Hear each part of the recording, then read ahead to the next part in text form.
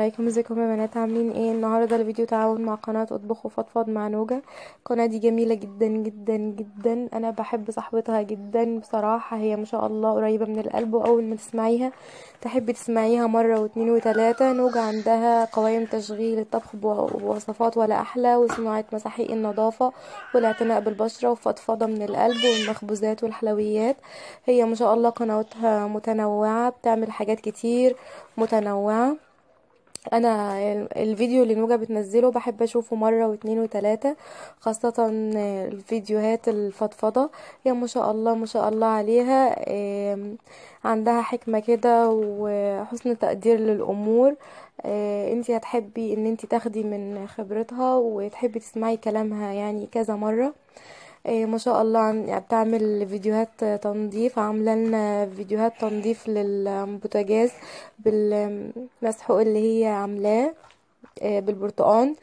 آم، كمان عندها وصفات طبخ جميله جدا، بتعمل معجنات وحاجات حلوه قوي. روحوا شوفوا القناه واشتركوا فيها وقولوا لها ان انتوا جايين من عندي. عليكم، ازيكم يا بنات؟ النهارده هنتكلم ازاي تكوني صديقة اولادك المفضلة، ازاي اكون صاحبة ابني او بنتي الانتيم يعني. آم، اول حاجة هسألكم سؤال: لو انتي هتختاري صديقة، او لو انتي هتصاحبي واحدة، ايه هو او اول صفة هتكوني محتاجة ان هي تكون موجودة في صاحبتك دي؟ ان هي تدورلك على حلول، ان هي تطمنك، ان هي تحكي لك على مواقف حصلت معاها قبل كده زي اللي حصل لك، ولا ان هي ممكن تسخف من شعورك خالص، او ان هي تكون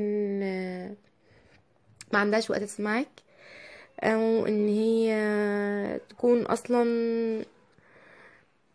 نفسها عليكي حكم او قاضي.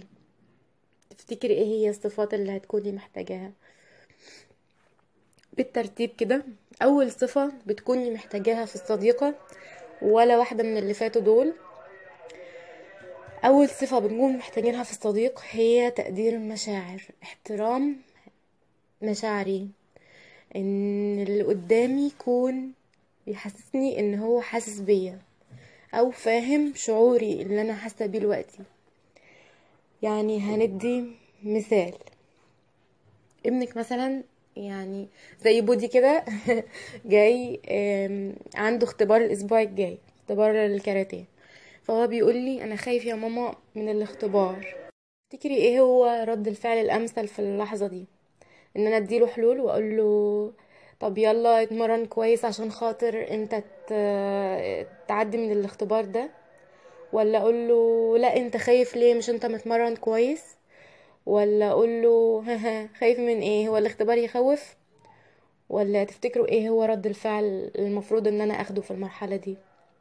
اول رد فعل ان انا اقدر مشاعره، اقول له: انا فاهماك، ايوه فعلا الاختبار يخوف. معقول هو ده الجمله اللي انا المفروض ان انا اقولها؟ ايوه. الطفل لازم يحس ان انتي حاسه بمشاعره، وان انتي مقدره موقفه، علشان توصل له فكره لعقله الباطن: ماما دي حاسه بيا، ماما دي بقى هتقدر تسمعني بعد كده، ماما دي تنفع تبقى صاحبتي. اول حاجه المفروض ان انا احضنه وطبطب عليه، امتص اي طاقه سلبيه منه في الاول. طاقة الخوف دي طاقة سلبية، امتصها بحضن كده، وان انا اطمنه، ان انا اطمنه ان انا فاهمة مشاعره.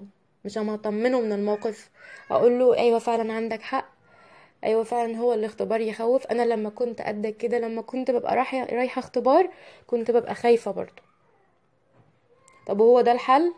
ده جزء من الحل، دي المرحلة الاولانية. بعد كده بقى هنبدأ ندور مع بعض على حلول.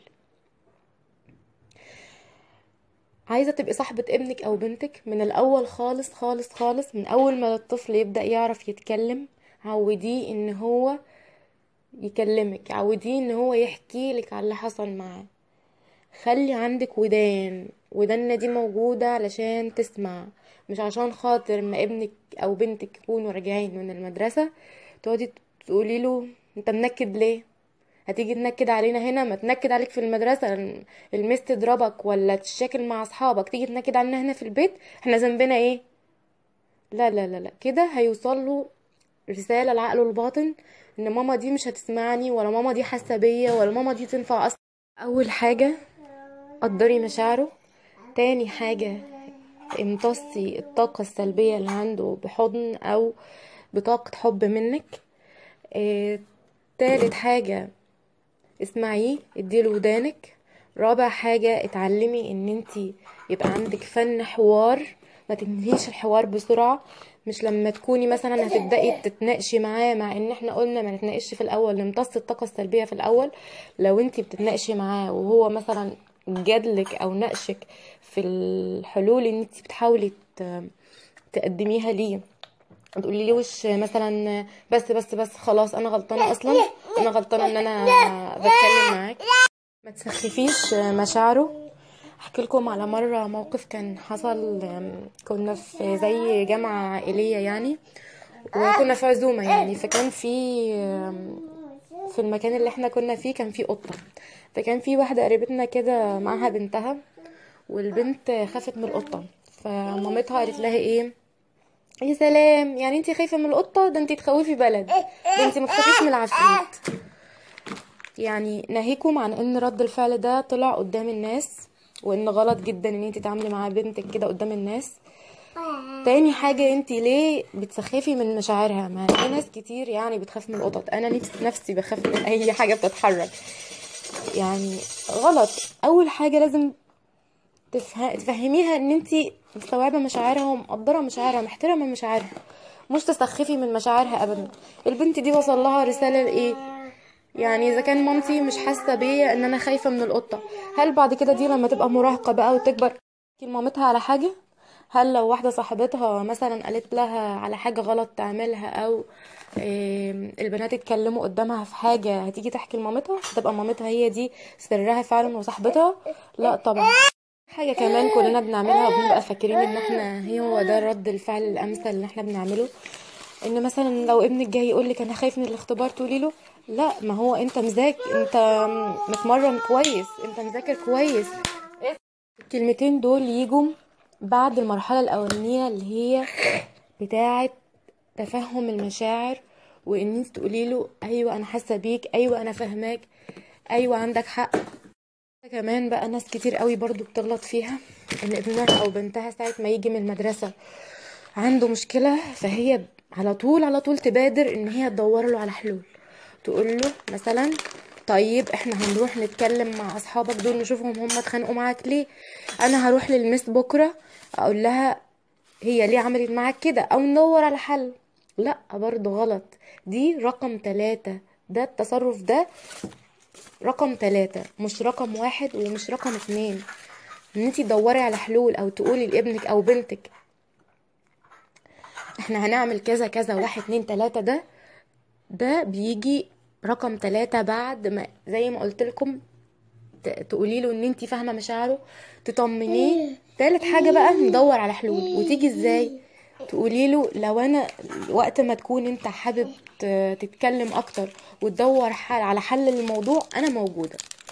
في امهات بتحاول ان هي تفرض رايها في الاول او حلها اللي هي لاقياه عن الموضوع.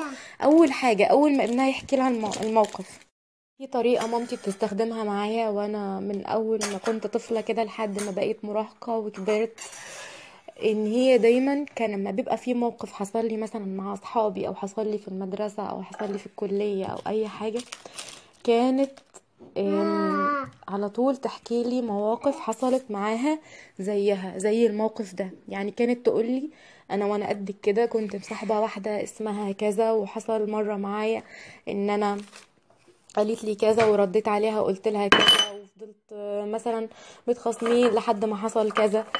ان هي كانت بتحكي لي على مواقف كانت بتحصل لها وهي في سني، كانت بتحسسني ان هي مش اتولدت ماما، لا، ان هي في يوم من الايام كانت قدي، ان هي فاهمه السن اللي انا فيه ده، فاهمه عقلي دلوقتي بيفكر ازاي. الكلام ده كان بيطمني وكان بيخليني ابقى مطمنه وانا بحكي لها، وابقى حاسه ان هي حاسه بيا وفهماني. الطريقه دي حلوه جدا، انت ممكن تستخدميها مع حصلت لك وانت صغيرة، حاجات شبه الموقف اللي هم فيه دلوقتي، علشان تطمنيهم انت فاهمة مشاعرهم. اول حاجة نعملها ايه؟ هتقولي انا فاهماك، انا حاسة بيك، انت عندك حق. تاني حاجة تطمنيه بقدراته، تقولي له ايوه انت شاطر، انت مذاكر، انت كويس. تالت حاجة لو هو حب بعدها بشوية تبدأي تدوري معاه على حلول، ما تسخفيش من مشاعره. تتعلمي فن الحوار، تتعلمي ان انت تسمعي، تتعلمي ان انت تاخدي دور الصديقة اللي ولو شوية عن دور الام اللي بتنصح، اللي عاملة نفسها قاضي وحكم. الام الصديقة والاب الصديق ده بيعمل وقاية لاولاده من حاجات كتير جدا جدا ومخاطر ممكن تحصل لهم. ما تجيش وابنك مراهقة او بنتك مراهقة وتقولي انا عايزة ابقى صاحبة بنتي، لا، ده اساس بتأسسيه من الاول خالص، بتبنيه طوبة طوبة، بتزرعيها من وهم اطفال، عشان خاطر لما يبقوا مراهقين تلاقيها شجرة كبيرة، تعرفي تلاقي منها ثمار ان اولادك بيثقوا فيكي، بيحكولك، انت بتقدري تحميهم عند اللزوم، بتكوني عارفة كل حاجة بتحصل معاهم، محدش بره يقدر يميلهم لجانب سلبي، محدش بره يقدر ياخدهم لطريق غلط. انتي ساعتها يهدوا كل تعبك مع اولادك. ابني اساس دي من الطفولة، ما تجيش تدوري عليها في المراهقة، دي هتغنيكي عن حاجات كتير جدا وهتحمي اولادك. ربنا يحمي اولادنا كلنا يا رب، وما يضيع تعب حد في اولاده. كنت فدتكم في الفيديو ده، اللي اول مرة يشوف القناة يعمل اشتراك، ولو الفيديو عجبك اعملي لايك، ولو ما عجبكيش اعملي ديسلايك، واتمنى اشوف ارائكم في التعليقات. وشوفوا قناة نوجا، هي قناة حلوة جدا جدا، وسلموا لي عليها واعملوا لها اشتراك. مش هتندموا ابدا ان انتوا عرفتوا نوجا ولا سمعتوا فيديوهاتها. والسلام عليكم ورحمة الله. يا بنات، عايزة منكم اقتراحات في التعليقات عن المواضيع اللي انتوا حابين نتكلم فيها في الفترة الجاية. حابين ان احنا نتكلم في ايه؟ اكتر موضوع هلاقيه في التعليقات هو ان شاء الله اللي هبدأ فيه المرة الجاية. وانا حابة اتكلم في المرة الجاية عن التغذية الصحية للاطفال، ازاي انا باكل اطفالي.